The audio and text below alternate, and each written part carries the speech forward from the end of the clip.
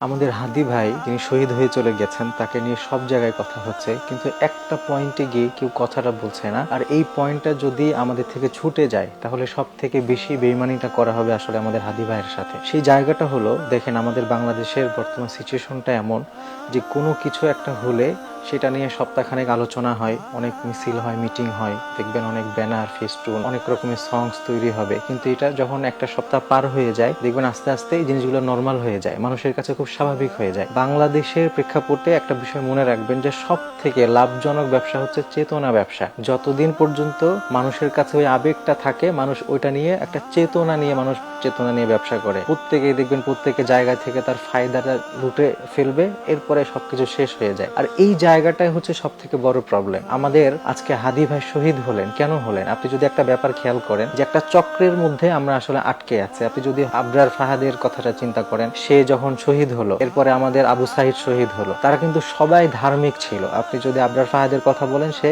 নামাজ পড়তো, ধার্মিক ছিল এবং সব থেকে বেশি সচেতন একজন ছিল। আবার যদি আপনি আবু সাইদের কথা খেয়াল করেন, আপনি দেখবেন সেও কিন্তু অনেক ধার্মিক ছিল। তার শহীদ হওয়ার পরে আমি তার ফেসবুকটা আমি নিজেও চেক করে দেখেছি, তার টাইমলাইন ঘুরেছে, সে আলেমদের আলোচনা শুনতেন, সেগুলো শেয়ার করতেন, এখনো তার ফেসবুকে গেলে কিন্তু আপনি পাবেন। আবার সর্বশেষ আমাদের হাদি ভাই যে আজকে শহীদ হয়েছেন, তারটাও যদি আপনি খেয়াল করেন, তার বাবাই কিন্তু একজন ইমাম, তার বাবা মসজিদের ইমাম ছিলেন, তিনি মাদ্রাসায় পড়া একটা ছাত্র। আপনি খেয়াল করে দেখেন যে বাংলাদেশের স্বাধীনতা সার্বভৌমত্ব রক্ষার জন্য সবার আগে যারা সবসময় থাকে, যারা সবসময় জীবন দেওয়ার জন্য সব থেকে বেশি তৈরি থাকে, অধিকাংশই দেখবেন ধার্মিক। কিন্তু ব্যাপারটা ঘটে তখন যখন এই সমস্ত আলোচনা, এই সমস্ত মিটিং, এত কিছু সবকিছু হওয়ার পরে যখন ফসল ঘরে তোলার সময় হয়, যখন অধিকার নেওয়ার সময় হয়, আপনি দেখবেন তখনই সব থেকে বেশি পিছনে পড়ে যায় এই ধার্মিক মানুষগুলো। তখন দেখবেন যখন অধিকার আদায়ের কথা আসে, ধার্মিকরা পিছনে পড়ে যায়। আর যেই ধার্মিক মানুষদের জীবন দেওয়ার বিনিময়ে কোনো একটা কিছু অর্জন হয়েছে, ওই অর্জনটা তখন সেকুলাররা, বামপন্থী যারা আছে, যারা নাস্তিক আছে, ওরা ঘরে তুলে নেয়। আর এইটা হচ্ছে সব থেকে বড় প্রবলেম। এই জন্য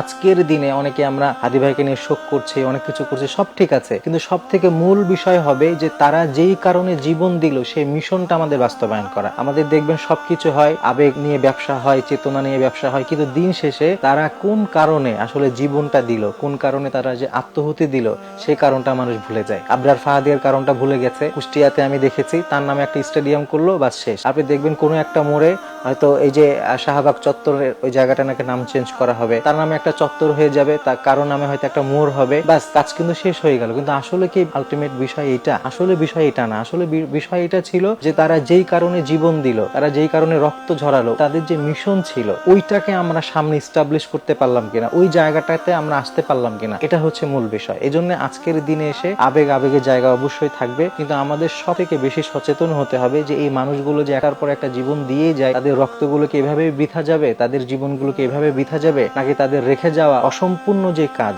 সেই কাজগুলো আমরা সামনে এগিয়ে নিয়ে যাব। এটা হচ্ছে আজকের দিনে এসে সব থেকে বড় চ্যালেঞ্জ। যদি আমরা সত্যিকার অর্থে হাদি ভাইকে ভালোবাসি, যদি আমরা আবরার ফাহাদ আর আবু সাহিদ যারা চলে গেছেন তাদেরকে সত্যিকার অর্থে তাদের আবেগগুলো হৃদয়ে ধারণ করি, তাহলে আমাদের সব থেকে বড় কাজ হবে তাদের যেই কনসেপ্ট ছিল, তারা যেটা চেয়েছিলেন বাংলাদেশে, সেই জিনিসগুলো যেন আমরা বাস্তবায়ন করতে পারি। আর যদি ওইটা করতে না পারি, আমরা যতই মায়া কান্না দেখাই, যতই আবেগ দেখাই, দিন শেষে এইটার কিন্তু আসলে কোনো ফায়দা নেই। এই জন্য এই পয়েন্টে এসে আমাদের সকলকে ঐক্যবদ্ধ হতে হবে যে আমাদের আবেগ যেখানে যাই থাকুক, আপনি একটা সপ্তাহ যাক, 2টা সপ্তাহ যাক, আপনি দেখবেন এই আবেগটা নিয়ে এক একজন এক একভাবে কথা বলবে, সে আমার ছিল, সে আমার দলের ছিল, প্রত্যেকের ক্রেডিটটা নিতে যাবে। আর দিন শেষে তাদের যে মিশন ছিল সেটা পিছনে পড়ে যায়। এজন্য ইনশাআল্লাহ আমরা এই জায়গা থেকে শুধু এইটা বলতে চাচ্ছি যে হাদি ভাই শহীদ হলো, তার জীবনটা যেন বৃথা না যায়, তার শাহাদাতটা যেন বৃথা না যায়। তার যেটা অর্জন করা, সে কিন্তু অর্জন করে ফেলেছে। দিন শেষে সে সফল হয়ে গেছে আলহামদুলিল্লাহ, কারণ তার জন্য যত মানুষ ভালোবাসা দিয়েছে, দোয়া করেছে। কিন্তু আমরা ব্যর্থ হব